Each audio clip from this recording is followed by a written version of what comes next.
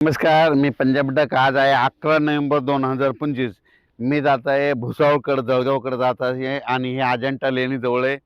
तर या ठिकाणाहून महाराष्ट्रातल्या शेतकऱ्याला अंदाज देणारे आज 8 वाजून 39 मिनिट झालेत आणि राज्यातल्या सर्व शेतकऱ्याला सांगू इच्छितो की राज्यामध्ये आणखीन 11 तारखेपासून तीव्र थंडीची लाट वाढत जाणार आहे.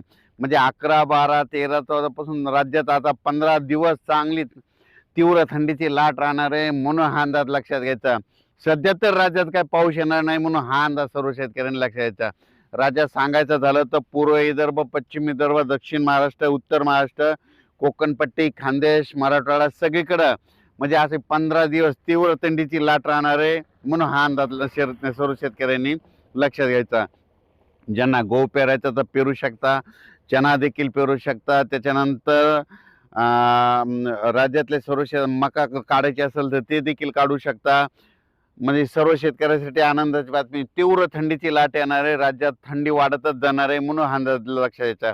राज्यात सध्या तरी 15-20 दिवस काही पाऊस येणार नाही म्हणून हा अंदाज लक्षात घ्यायचा.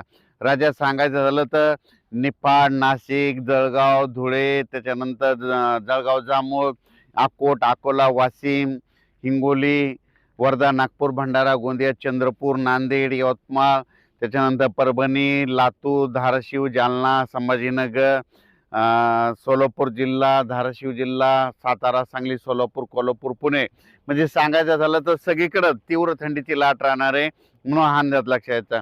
राज्यात सध्या तरी पावसाचं असं वातावरण नाही म्हणून हा अंदाज देखील सर्व शेतकऱ्यांनी लक्षात घ्यायचा.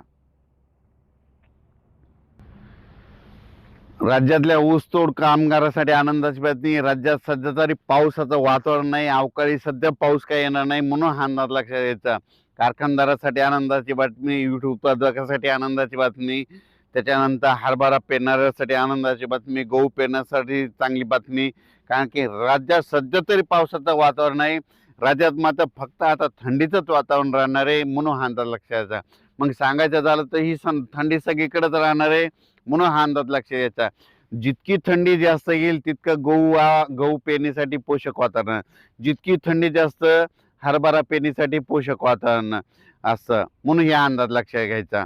राज्यात म्हणजे सांगायचं झालं तर ही म्हणजे जास्त थंडी उत्तरेकडून वारे येत असल्यामुळं राज्यात आणखीन आता 13, 14, 15च्या दरम्यान दिवसा देखील असं थंड वाटेल म्हणजे इतकी अशी थंडी जाणवणार आहे म्हणून हा अंदाज लक्षात घ्यायचा.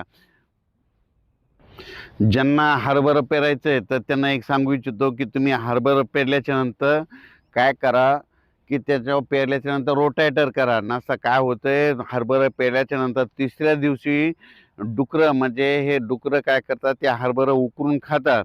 रोटायटर केलं तर तुमचं 2 दिवस हरभरा लवकर बी निघतं आणि त्याच्यानंतर तुमचं डुक्कर देखील उकरणार नाही म्हणून हे लक्षात घ्यायचं.